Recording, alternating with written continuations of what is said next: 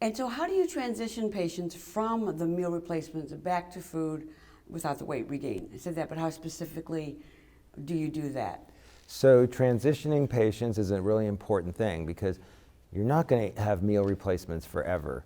You know, this is when you're using meal replacements, it's for a defined period of time, and it's this goal of rapid weight loss.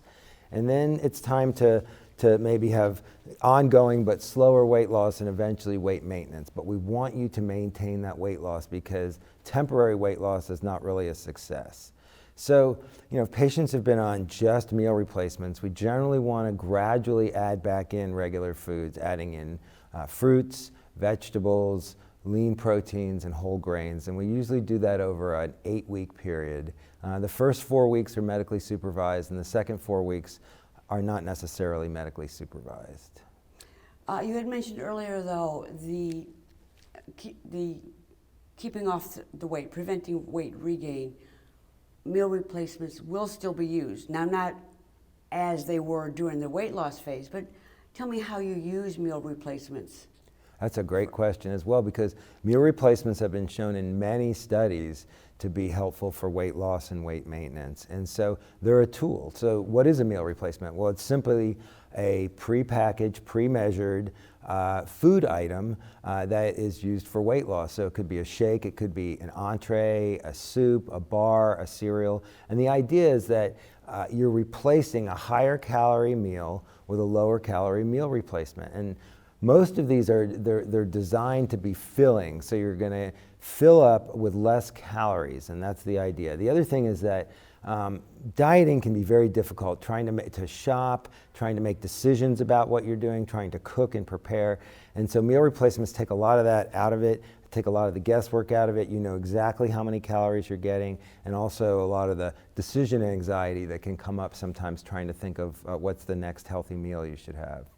And I find that a lot of my patients, where they have problems are the celebrations and the holidays and the getting out and going places with friends. And they get out and they're confused, like you said, are they overdue? So how do you recommend going out to eat with others? How do you recommend this? What should they do with the celebrations using meal replacements? Probably maybe before they get together with people. How do they do that? That's a big challenge. In fact, that's probably one of the biggest challenges we see with our patients, those exact situations. So celebrations, birthdays, travel, funerals are a big one as well. And so if someone is on the rapid weight loss phase and they're not supposed to really eat outside foods, we do have strategies to prevent that. So you may want to take extra meal replacements before the event, not just to the point of feeling that you're not hungry, but actually to the point that you're feeling full. Because when someone's full, it's really hard to eat something else. If you're not hungry, you might still eat, but if you're full, that makes it more difficult. Other situations where someone doesn't have to be quite as structured with a meal plan, they may want to enjoy the celebration, and so it's okay to give yourself permission to sometimes, have the piece of cake or to go to the restaurant and enjoy it with friends, but you want to try to get right back onto your program and really focus on the big picture. So you don't have to be 100%, but you also don't want that to be the slippery slope where then it's something else and it's hard to really get back on the diet.